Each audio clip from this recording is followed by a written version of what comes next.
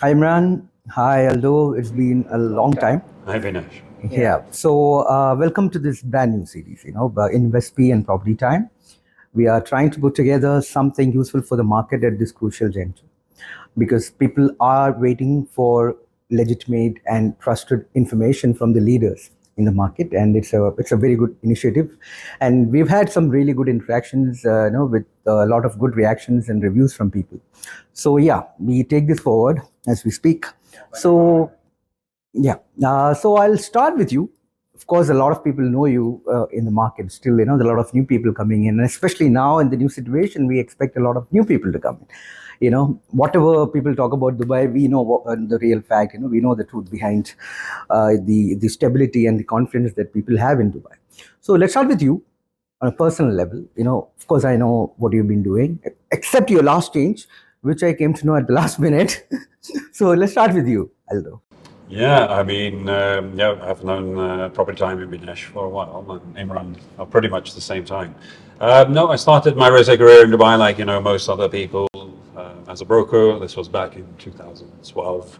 I came from big brands, managing my own business, and came to Dubai with an opportunity. My wife at the time said, if you want to, well, she was my girlfriend, and she said, if you want to marry me, I'm not staying in South Africa. And hence the reason I ended up in Dubai and started here. So we started our career and with a developer originally, joined a real estate firm, one of the largest at the time, 2014, and market leading. And we managed to start with them as a team leader. We built up to sales director, and eventually I was COO with that brand, and we were with them for 6.5 years, and really privileged time. Been through a lot during that time. The market was not what it was in the last 5 years. You really had to do the real estate then, and there was hard grafting. And I think that kind of set up a lot of the owners that is in real estate today. A lot of the companies' leadership came from that era that is in the market today. And by the 2020s, I've transferred to one of the big brands, global brands in the world, under the Hamptons International brand. And locally, I worked with the Hamptons brand here, which is a EMAR-owned company. And we worked with them for a total period of 4 years, but two stints. One as head of sales for 2 years, and one as managing director for 2 years. And in between those two stints, I also managed the Engel & Walker's brand in Dubai under, obviously it's not a franchise, it's company operations from Hamburg, and I managed that company to successfully, company records in 2 years, and also putting them as the number one office in the world. In addition to that, Hamptons International Dubai in 2025 and 4 under my management was also the company that managed to break all records in Dubai. I was part of setting up the global private office for Hamptons brand worldwide, and that led me to where I am today, which is MIRA International. And I've made this decision to join MIRA because of their forward-thinking, new brand on the market, some business that really could benefit from my knowledge and experience. And we're trying to bring that to the market today, bring a voice of that's been in the market, trustworthy, and I don't think I have made much enemies in the last decade at least. But definitely, we're looking to bring something unique to the market, not just locally but globally, and that's where I am today. Okay, so it's a good move, and especially at a time when Mira is getting a lot of coverage in the media, and then it's in the news all the time, for all the good reasons. So, I mean, please tell me a little bit about the group and what they are doing.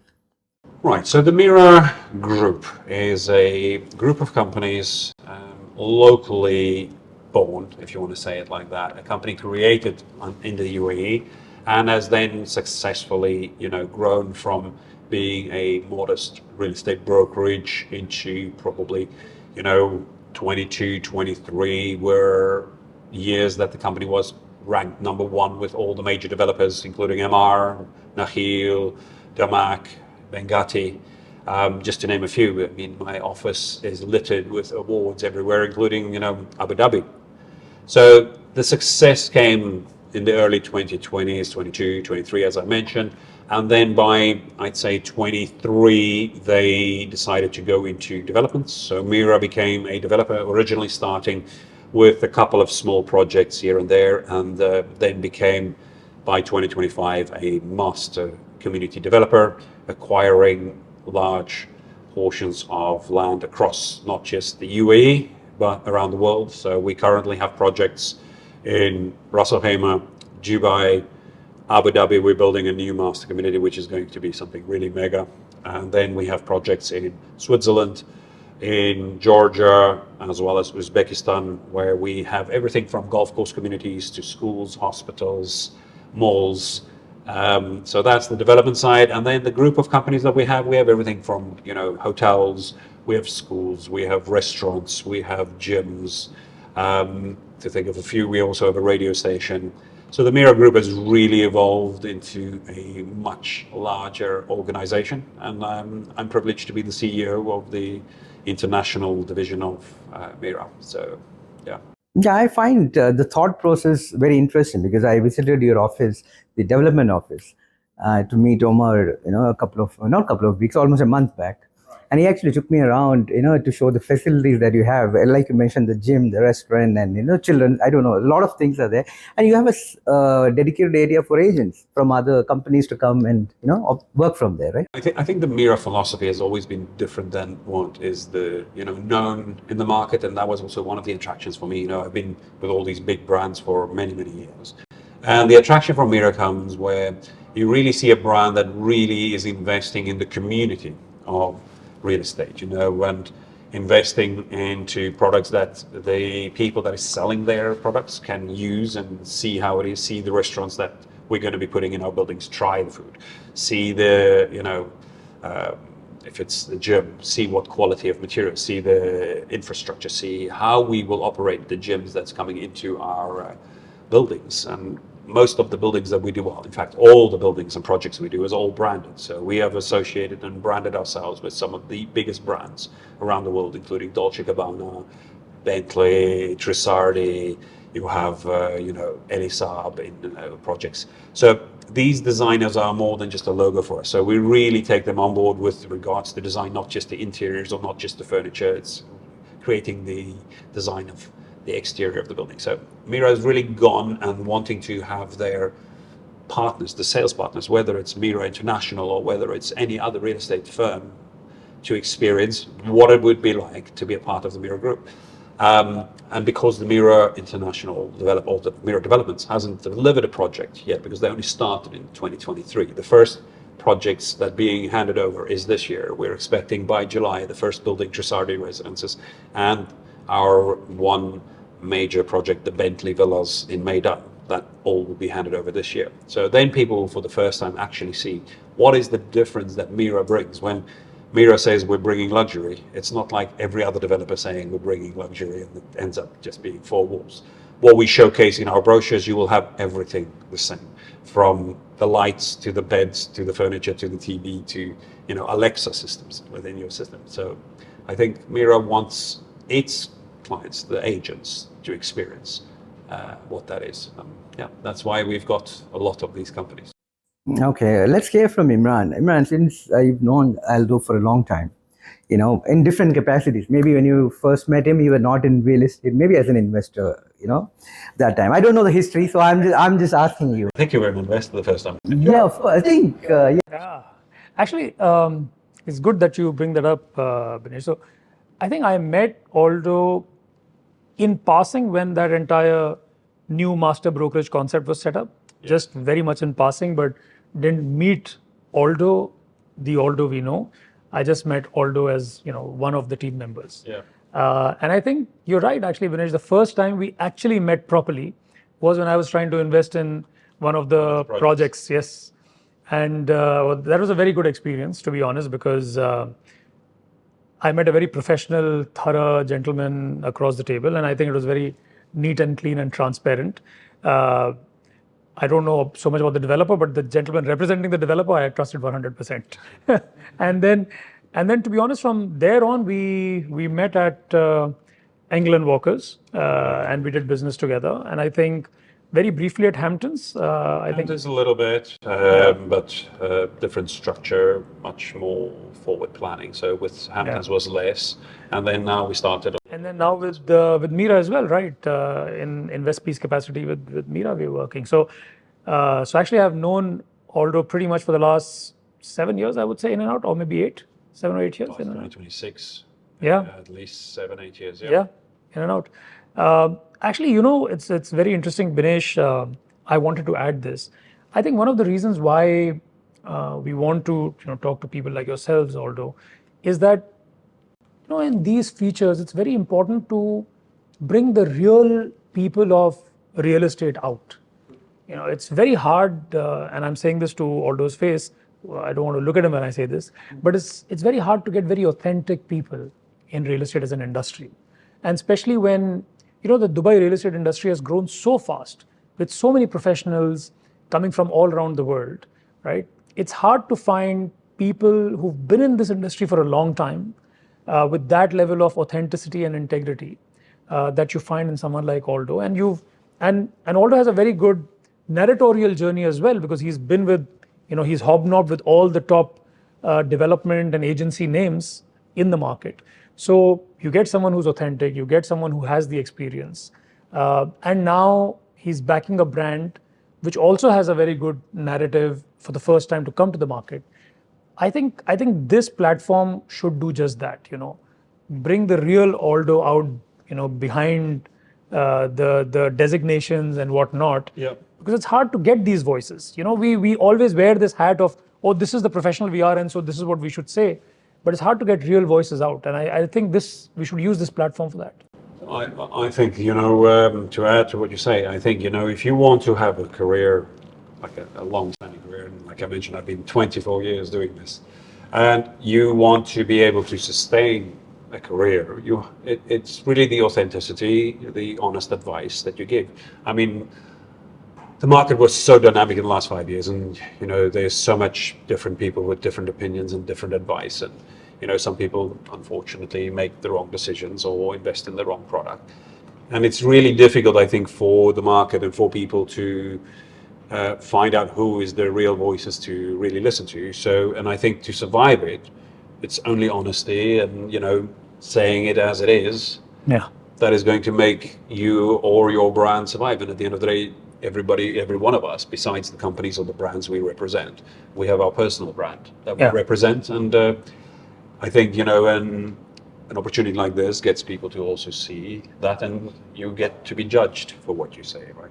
Now, after almost, 38 days of uncertainty, we got to hear some good news a couple of days back about the ceasefire, and especially the last 24 hours, I think, has been really good because, the ministry has announced there has been no aerial attacks or anything, And so my first question to you, I mean, there are two types of investors based in Dubai or the UAE, or the investors based abroad. They're not necessarily staying here. So, and we talk about sentiments all the time. Dubai has always been a market driven by sentiments.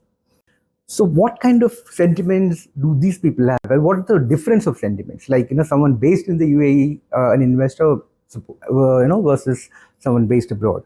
I'll speak from our experience. I mean, I think every company has a degree of difference, but the market, I'd say 80% will experience similar results.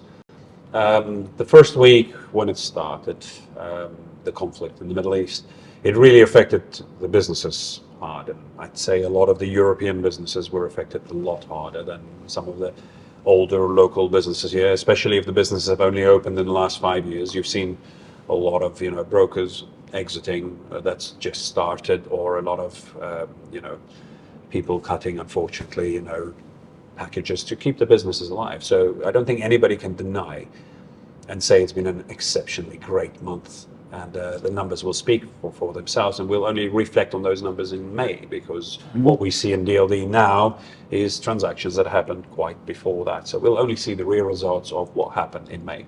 For us as a business, we've been hit really hard with the international market. I'll start with that. So from not just clients, but even our marketing campaigns that we've managed outside, the comments that came in, it was really so bad that I literally had to switch all campaigns off, because it was like your keyboard warriors trying to bring down Dubai, and I wouldn't want to give a client like that to one of my brokers to even deal with. So we immediately stopped our international campaigns. And the international media, how they reflected Dubai, was obviously not what we are experiencing here. I mean, my family called me 3 times a day saying they've seen this has been attacked, this has been bombed. And not to sound like the narrative of everybody's things here, but truly myself, I'm here, my wife is here, my wife is French. If I wanted to go to Europe, I have an option to go to Europe. If I wanted to go back home to South Africa, I have an option to go back home. We are here. We have been here from the beginning, and we have no intention to leave unless it's for a holiday, and that's maybe 10 days. So the international market has really, we've seen a slowdown on the international market. We've really seen, people saying, okay, I'm holding. We still have clients, international clients now, a lot of customers that's holding. Unfortunately, we also had customers that said, I don't wish to continue. And that opened up a whole difficulty where, all of a sudden you have contract Fs in the secondary market out where there is no cancellation. You can't claim force majeure, because force majeure is only applicable if you cannot transfer the property.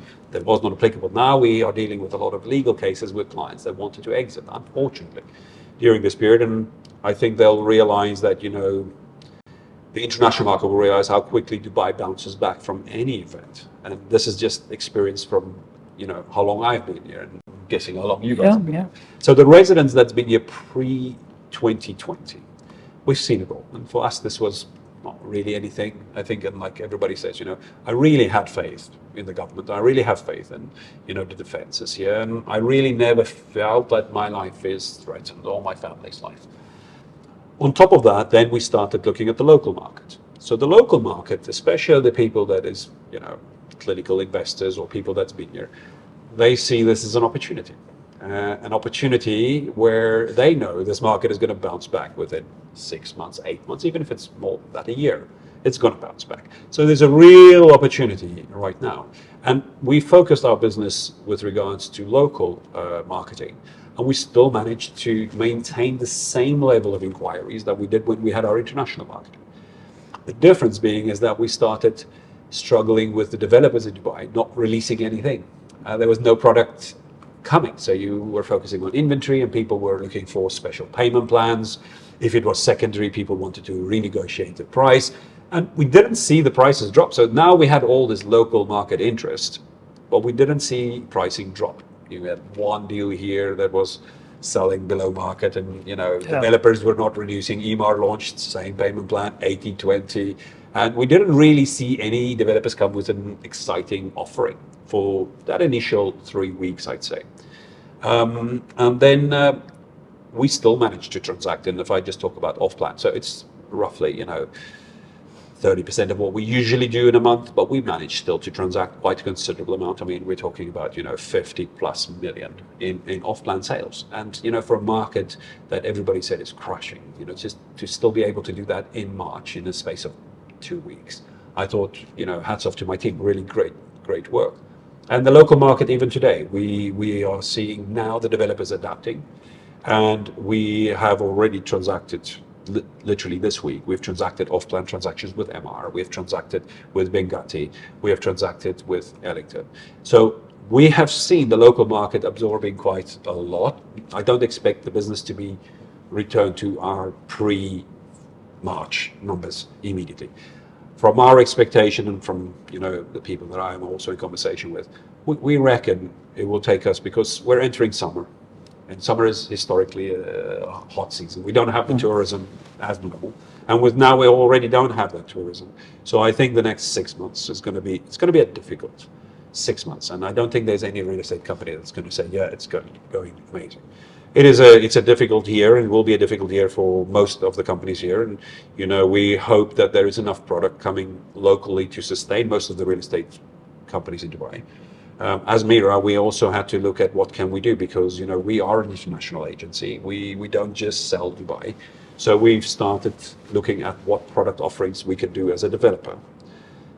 What can we bring to the market, not just locally but globally? And we have projects, as I've mentioned earlier, quite a lot of locations. So we're launching, for international investors that might not be looking at the Dubai market, we said, all right, we can still target international investors for our Trussardi branded residences in Georgia. Yeah. And we're launching, I don't know if it's public knowledge, but it should be by the time this comes out. We are launching next month in May a project there with a 10-year guarantee. So the developer is so believing in the product that we're bringing with a 10-year rent guarantee for the investor. And locally in Dubai, we said, all right, what can we create for the Dubai market today that nobody else is doing? Because everybody was like not wanting to accept or acknowledge that we are not at the same levels. And MIRA went and opened up a new district under Richmond Residences. And I think our launch was so well received. I mean, we planned for 1,000 attendees, and we had 3,500 people show up. And I think the market, not just the real estate market, was so desperate for something to come. We've seen, the media, we've seen social media, we've seen local media really going in and everybody wants just that little bit of good news. And I can happily say it's been so well received that, for MIRA, it looks like at least a couple of successful projects. And we're also looking at diversifying into Ras Al Khaimah with another product that's for the local market, because we're not expecting any tourism and we're not expecting a lot of people for at least 6 months. But we still have to sustain the local market. We still feel kind of a responsibility for that. So as MIRA International, we're quietly optimistic because of the opportunities we have as a brand for international. But locally, I think realistically, we are going to depend on local market investment. We're definitely going to depend on the primary market coming up with a really good offers for the market. That's what everybody wants right now.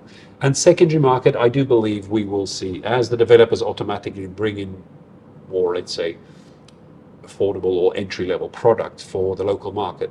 I do believe the secondary market might have a little bit, especially the entry level, might have a little bit of a struggle. But we've seen so far that the mid-market to the high market, we've not really seen major drop-off in that. Because those people who've invested in that price range are not panicking. They know what the buy market is going to be, and they know it's going to be here in 6 months. So we didn't see really distressed deals coming into the market. Now, probably I think that was the first project you've kind of executed after the war started. So, so actually no, but yes. So the thing is, because as Aldo, one of the companies, which is PIXL, is basically involved in marketing for a lot of developers. So last year we did about 161 developers.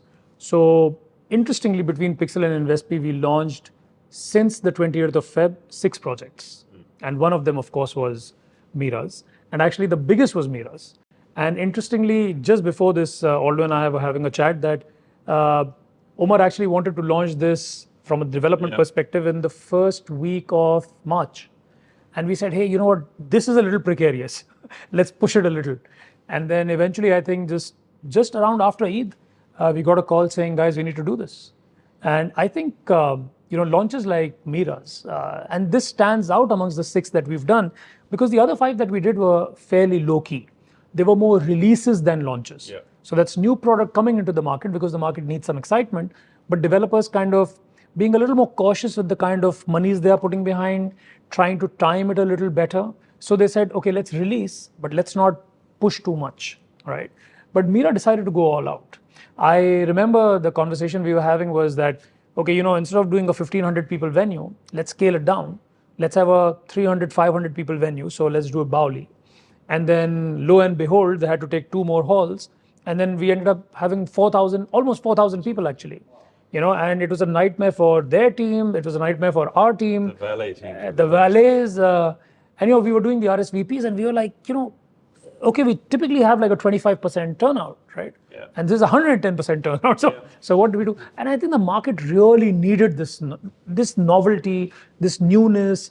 And I think MIRA, just did it right. Right place, right time. I think right time, and the brand definitely benefited massively from being the first to do something exciting like that. And not just launching a building, but launching a whole district. And I think hats off to Invespy and PIXL to create such a buzz for us in the market.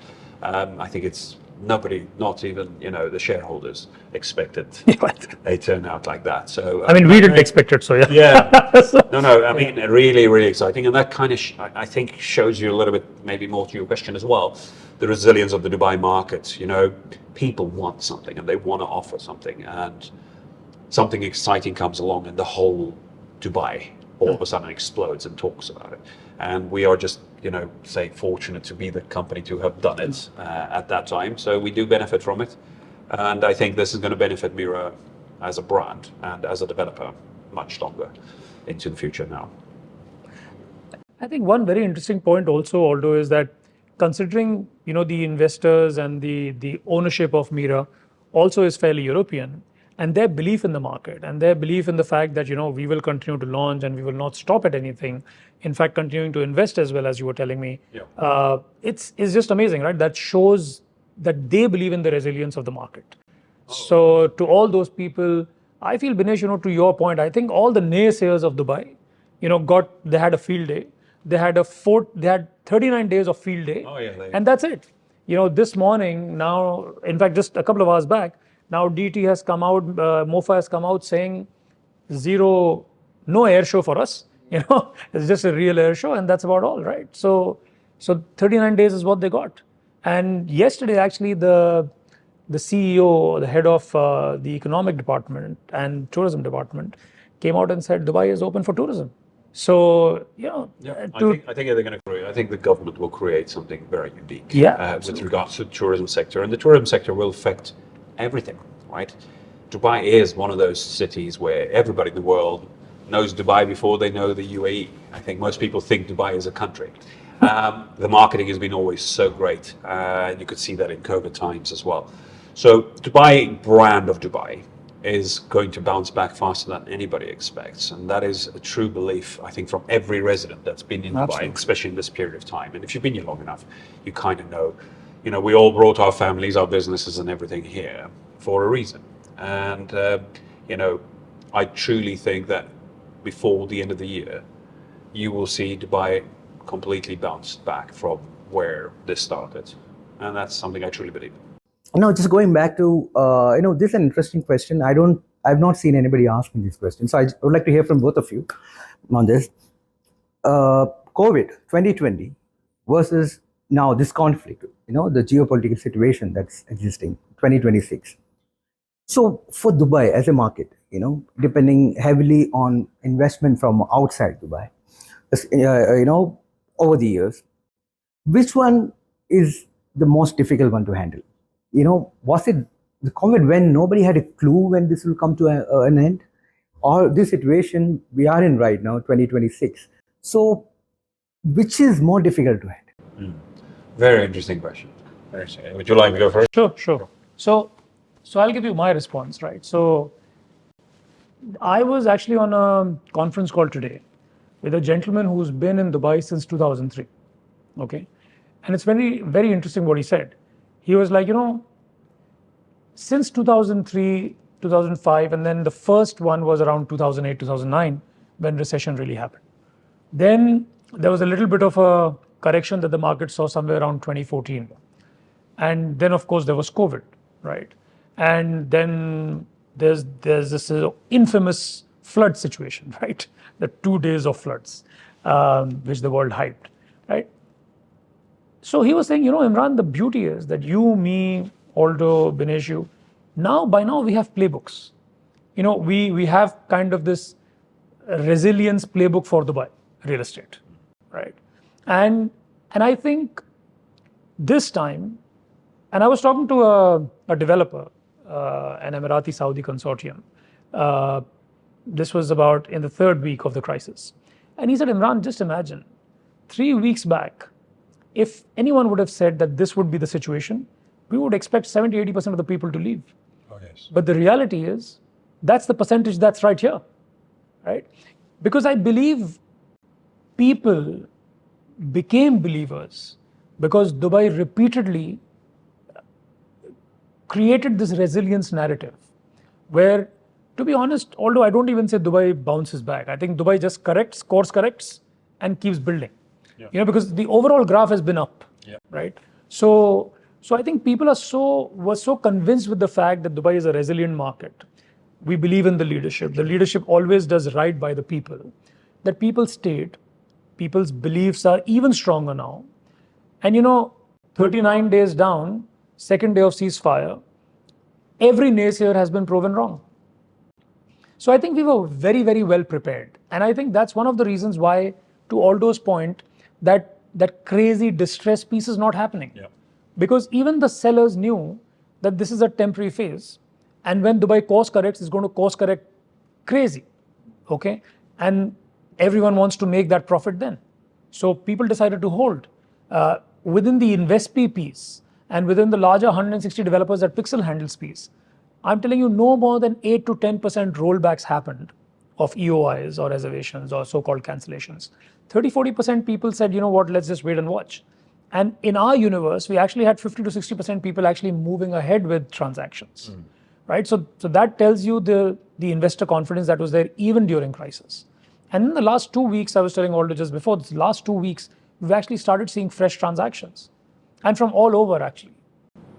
Yeah, I think just to add on that, from our perspective, having been through COVID and through the last 39 days, I think the COVID situation was probably a little bit more scary, not for the real estate market, not just for Dubai, but for the world. It was really scary because nobody knew what this virus was doing. We were seeing TV people dying. It was really not a great scenario. And then I could understand that Dubai took measures, and company owners took measures during that time because nobody kind of knew. And the fact that the market, I mean, we talk about we were in lockdown for what, 2 weeks in Dubai, and the fact that Dubai itself, the city, opened up so fast with, you can go to the shops, yes, you have to wear a mask, you cannot be more than 2 people in a car. The restrictions that was put in place already created the confidence. Yes, the government allows you more freedom than we've seen in most European, or technically most anywhere in the world. We had more freedom in Dubai than anybody else in the world during a time of crisis worldwide. And I feel that structure and the way that the government dealt with it and the way that we've all been updated and the information that we got during that period, it really put confidence, I think, in the residents and citizens of the UAE that this is a government that actually knows what it's doing. And we saw this was, I remember April we were in lockdown, and by December we had the hottest real estate market that we've ever had since I've been in Dubai. And I've been in Dubai since 2012. And it was such a jump start to the market. Why? Because Dubai showed the world what it's capable of doing in times when the world is struggling. And everybody wanted to be a part of the Dubai dream. And that's why the market in the last 5 years has been going as it's been going, because everybody's seen that. And everybody that came in that period of time, in fact, I don't think anybody that came in, especially Europeans, has ever seen war or anything like that. And when this situation happened in the Middle East, it did affect, people that are new to Dubai. And of course, I mean, none of us are used to missiles and, drones flying over our heads. But I think the people that have been through that period with the government knew that the government has this under control, and they would have literally told us to evacuate or leave. And they didn't ask us to leave our homes. They didn't tell us to go, sleep in the basements. They said, trust in us, we'll get it done. And I think, 39 days, and I don't know if it's over 3,000 missiles and drones that's been sent to the UAE. And there was not one instance where I felt unsafe, not one. So where do I see which one is more difficult? I think the more difficult one for me was probably COVID, because we didn't know where the market was going to go, what was going to happen, and whether we have the potential here. This, although we are not recovered, and we're not even starting to say we're recovering at all, we still have to conclude the issues in the Middle East. But the fact that we know this leadership and Dubai as a city and the way it goes about bringing opportunity and tourism to the city, I think everybody is very optimistic that before the end of the year we will be back to the Dubai market. In fact, I think this correction that we're seeing now in the market has automatically stopped the increasing of pricing, because Dubai was one way.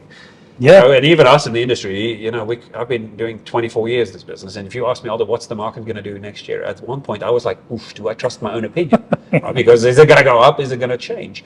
And I think that, now this has happened, that correction that was inevitably going to flatline, or growth can't always be growth, that has eliminated all of that plateau.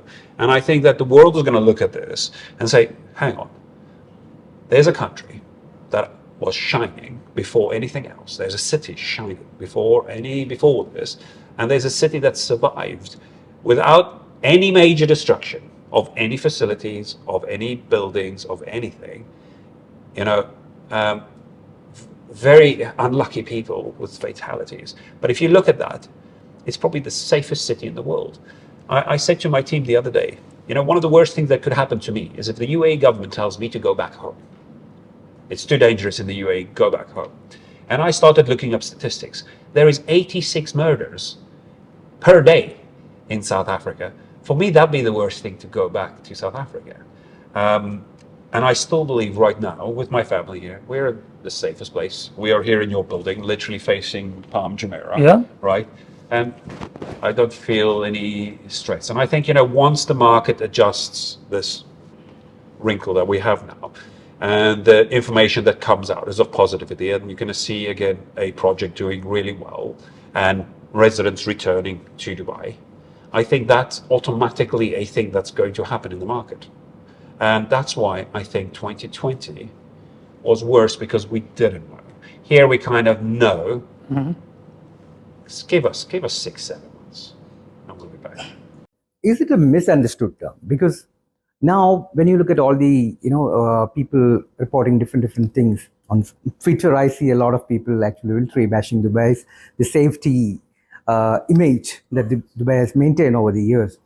So what you mentioned about the murders happening, or burglaries happening, and people can't just leave in the middle of the night and just walk around. In most of the countries, a lot of countries, unlike Dubai, where a lot of women are posting like, I can just walk around anytime in Dubai without worrying about anything, my safety. So now that particular safety, the safety factor that these people are talking about is different. And this is a geopolitical situation where Dubai was not involved. UAE was not directly involved in the war at all. Still, it came under attack. So what is the difference between these two safety factors? And what has affected actually the image, or has it affected at all? Look, yeah, Dubai has been marketed as this safety country, as you just said, right? And yeah, everybody feels and thinks that maybe Dubai has taken a bit of a hit on that. I look at it a little bit differently. So, discussing between, my friends and family and people, I don't think Dubai's safety has come under question with regards to, I still don't have keys to my house, right? If you want, come visit my house anytime. I still don't drive somewhere thinking that, something is going to happen. I don't think that my wife can't enter anywhere in Dubai and that, something is going to happen. I don't think that safety is questionable. I think the safety is maybe regional safety that is in question. And I think, the world is going to look back, well, if our region is in danger, I think the whole world is in danger. And I think that has been pretty clear with the last 39 days, where you had people laughing at us in the beginning and, having a bit of a fun time, having a dig at Dubai. I think that their economies are suffering more than our economy. I mean, nothing much has changed in Dubai. If we're a resident, and I still go out to dinner, I still go, the weekend I had an event, a track day event with Altair. I still do my life as normal. I haven't changed one thing. My office is a glass house, so it's all glass. So, and I haven't moved my office to a different location. I don't think safety is going to be a question. And again, it's going to be the residents and the Dubai people that's been here for years that is going to basically bring that message across. And I can see right now, if we say that, it's going to be like, oh yeah, that's just people saying it for the sake of saying it. It's Dubai. They're trying to protect their business and they're trying to protect their image and Dubai's image. I don't say that out of anything else, that I truly believe it. I truly believe in what my words that I said, and I can be held accountable for it. I have been here, and like I mentioned, I could have been on the first plane out of here, like a lot of our friends. But I'm here, and I've never felt more safe. And yes, nobody's going to deny we're not used to. I'm definitely not used to rockets flying over my head, and I'm definitely not used to hearing bangs. But to be honest, I think you have to be really, really unlucky for something to happen to you while you're here.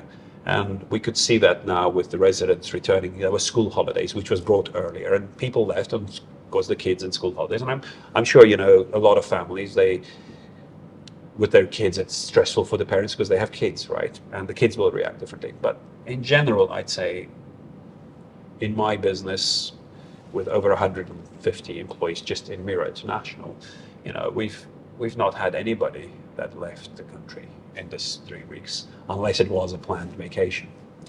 And they're all coming back. My private office advisor in Thailand, he's coming back on Monday. It's not because he left the country or flee the country. So that's my honest opinion. I think it's something that people now want to use because they realize that, okay, well, we can't, say Dubai market is crashing because that's not really happening. And this is just another thing people want to pick on. But your safety now, Dubai safety is gone. I don't believe it. Okay, but the international media is saying, market professionals and influencers, like you, are paid by the government to say good things about it. Influencer. I'm definitely not a market influencer. I think my social media account, I haven't posted anything. I usually just reshare something that's been posted. So I don't think that I'll say it publicly, not paid by the government. In fact, I have no benefits. I still get speeding fines, I still get parking fines, and there's no discount. And the fines are heavy. And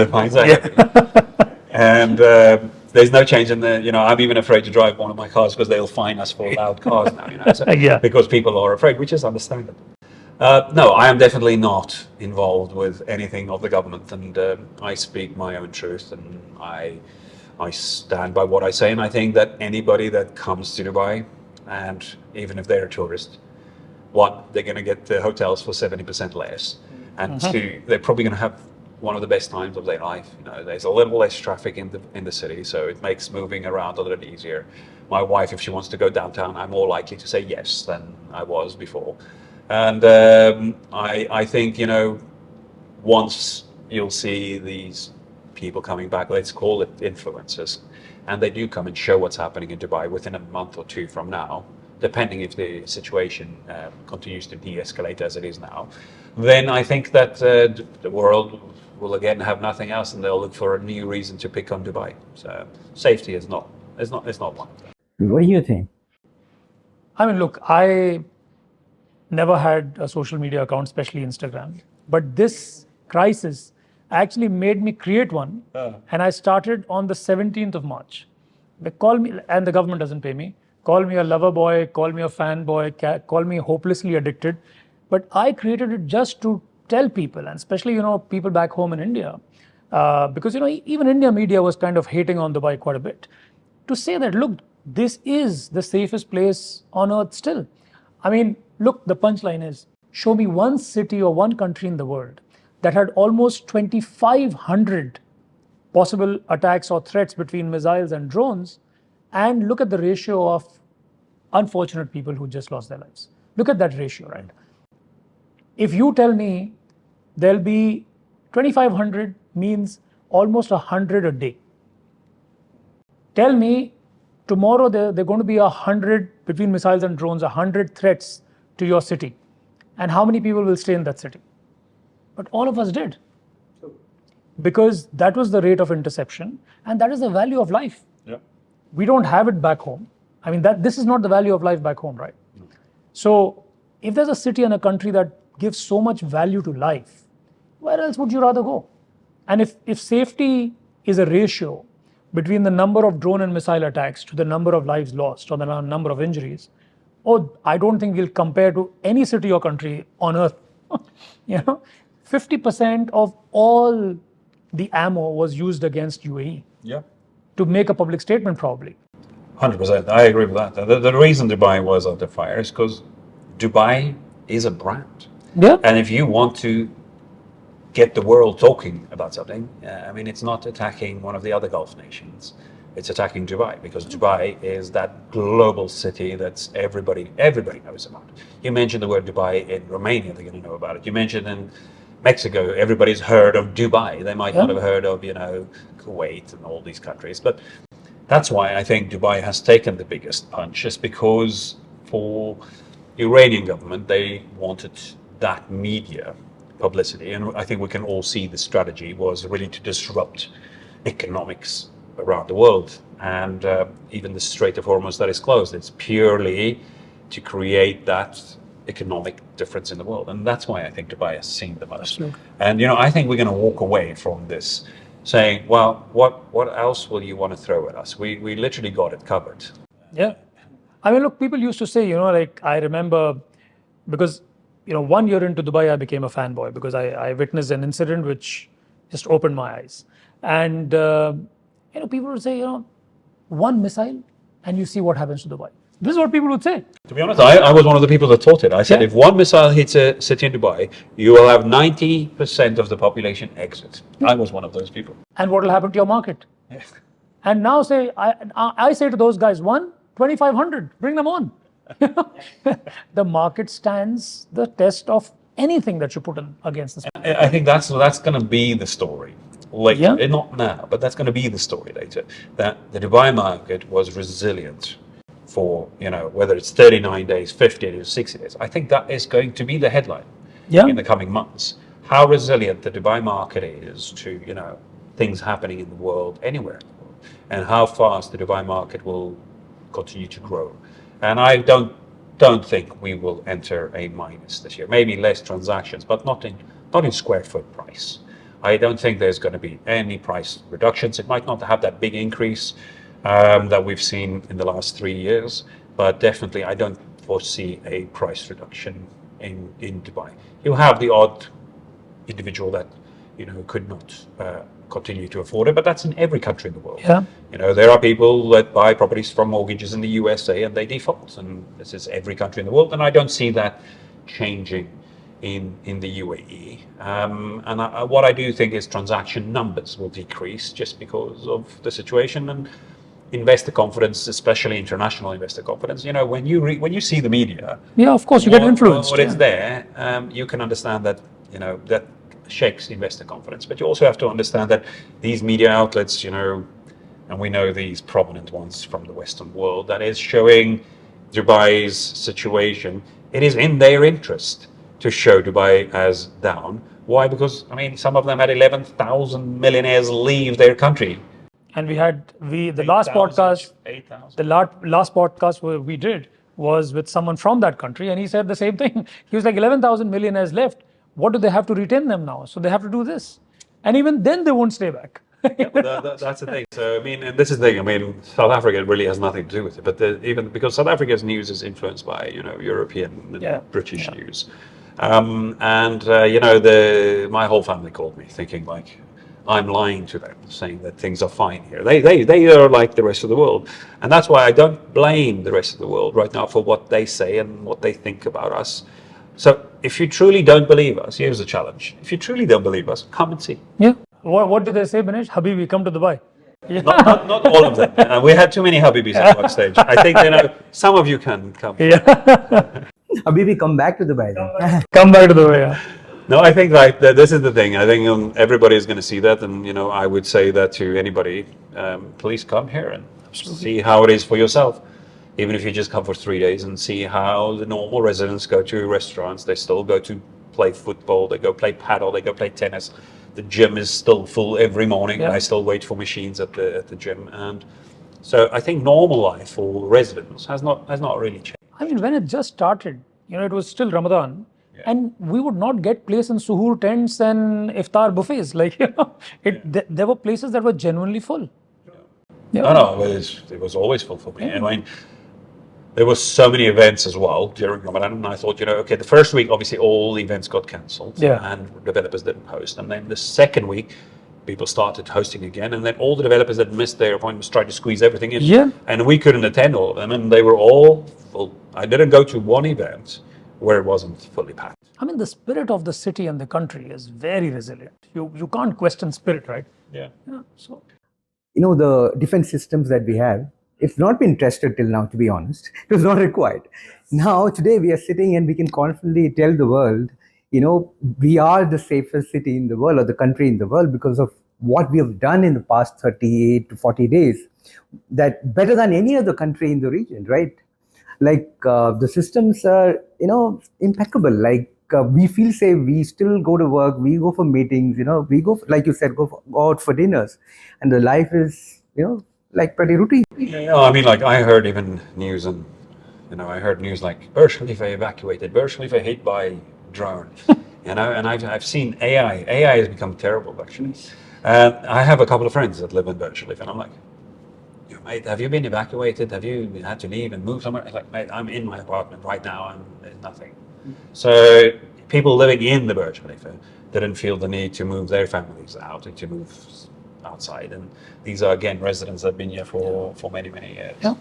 Interesting. Anyway, we've actually come a long way. I think we've now ticked all the boxes when it comes to the safety aspect. The fundamentals have not changed. The market still remains the same. And it's just a matter of bringing the confidence back into those people's mind, who are affected by the international media. Of course, a lot of people do trust their media organizations, right? These are big names. Some of the big names, not like some local channels, some of the world famous titles, military bash in Dubai, based on some videos, AI generated videos. I've seen really big yeah, they've shared AI generated videos to say that, okay, this is affected, that's affected. Yeah. I want to know who's paying those influencers. No, but on the topic, while you're bringing that up, on that topic, we have a lot of people say, yeah, but Dubai's media regulates information. You don't know what's the truth and what's not the truth. The reason they're regulating it is because people are posting the wrong information, right? Yeah. Because people are creating these AI drones. What people don't realize, yes, they might have a little bit of a joke and do something. The impact it has on the Dubai economy, because you posted something that's not real. Of course, the Dubai government is going to take that serious, and they're not going to just let it be. So yeah, I think if you are posting wrong information, I think the Dubai government is doing exactly what they need to do to protect the rest of the Dubai residents, not to create panic, not to create disaster for the rest of the world. And Dubai's government will take a little bit of flack for sure for initiating that, because they'll say no freedom of press.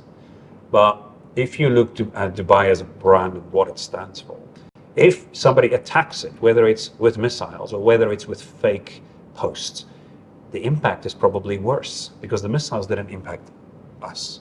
It's the fake news, fake posts, the AI technologies there, which we just discussed. And also, although like I keep saying this, especially the last 39, 40 days, the fear of fear is more fearful than fear itself. Yeah. And when you do this, right, you create that fear for no reason, right? You create panic, you create fear, and amongst residents, families, why post fake stuff? Why create panic for no reason? I mean, we've got a government and a leadership that actually sends us an SMS, an alert, saying, hey, take shelter. This might be the time. Stay safe. And then between 8 to 18 minutes later, thank you for your cooperation. I mean, who thanks you for taking shelter? I mean, this is the kind of leadership and governance we are kind of living in and under. And I don't think my government would have even told us that we're under attack. So, no, I agree with everything both of you have said about that. And I definitely see, once this situation changes, coming back to real estate, we will see a recovery. Now, if you want the reality, transactions are going to be down, in my opinion, by 50% from what it was. We were transacting on average 18,000 transactions a month. I think you're going to be able to see over the next 6 months that probably will be slashed in half. Mm-hmm. And that's the actual impact. And the impact that's going to have on the real estate industry, because how many brokers depend on selling real estate, that will have an impact. And you will see some news, I guess, about that impacting, new companies and companies that is not able to have sustainability because they haven't built in that into their business model. They might struggle a little bit to be there. And I think, overall, that's not going to have an impact on the pricing of the Dubai real estate market. But I think it's definitely going to have an impact on the professionals in the industry. And I think you might see a stronger Dubai real estate market, because the brokers that remain here And the brokers that survive, obviously, this situation is going to be, it's going to make Dubai a much more professional, bring it faster into a much more professional era of advisory, I think. Okay. The last question. Actually, I asked this question to Imran last time, and Imran, he's an amazing, speaker. He's very good with words. So, and we came up with some. I don't know where he's coming from. Yeah, and you're the one who owns a media brand now. So what he said, of course, made sense, but I don't know for a layman, if they could understand what exactly he was trying to convey. Maybe he has an opportunity again to communicate that idea, to the layman today. A lot of people believe, there is going to be a recession after this. The way things are, getting aligned, the rest of the world with, the energy insufficiency, and a lot of things are getting stuck, still, despite the ceasefire and all these things that are happening around us. Will there be one? Should people be worried? Good question again. I would go back and I will look at what happened during COVID, right? If you look at the impact of COVID time-wise on a global scale and how it affected transport industry, manufacturing, it affected certain industries more than others.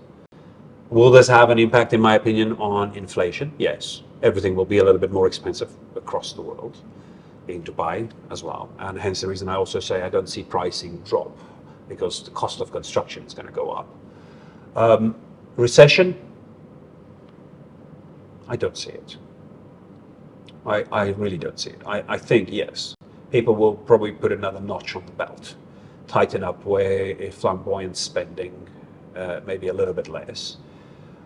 For industries, maybe, looking at positions and, who can cope with what. Maybe growth won't be there for many companies. And I'm not just talking Dubai, I'm talking globally.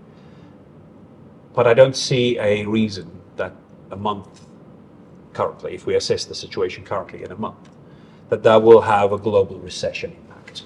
1 month, one bad month for the global markets is not going to cause a recession. So no, I don't see a recession at this point. Okay, and Imran, you mentioned about transactions leading to volume, volume leading to velocity, velocity leading to momentum. Leaving all this aside, what is your opinion about potential recession? I mean, Aldo has his points. Look, I feel, Binesh, there's going to be a major geopolitical shift, or dare I say even realignment.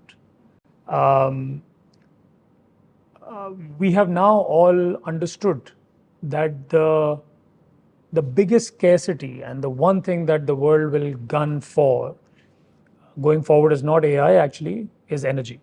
Energy. Right? So I think we'll see the geopolitics at a macro level shift, realign, move a bit. I think certain industry segments will get highlighted more than others. To Aldo's point, definitely inflation will kick in. We're all already seeing, sensing, feeling it. In real estate, certain things might go up, certain things might go down. For example, land acquisition once again might become a big opportunity, but at the same time, cost of construction will go up. I know for a fact, for example, back home in India, tile manufacturing suffered a lot because there was no natural gas going, because India is a net importer. So lots of such things will happen, because of which inflation will go up. And again, just like Aldo, I don't see any recession coming in. I think global markets have been fairly depressed over the last 40 days. The Indian market has been taking a beating for quite some time. The S&P was down almost 8%, 8 to 10%. I think you will see a little bit of easing of markets, actually. And I think a lot of diversification of assets will also happen. So in short, I don't see a recession coming around. Yeah, I don't. I think this kind of podcast interviews, people are waiting for, to be very honest. What you see mostly online, it's two different extremes. Either it's absolutely amazing or it's the worst. So I think this kind of balanced sharing of information is extremely important. So we'll continue this series, of course. And Aldo, thank you very much for your time. Vinesh, thank you very much, and Imran, thank you very much for having me over, and it's been greatly appreciated, and just enjoy again seeing you guys after a few years. Thank you, and thank you.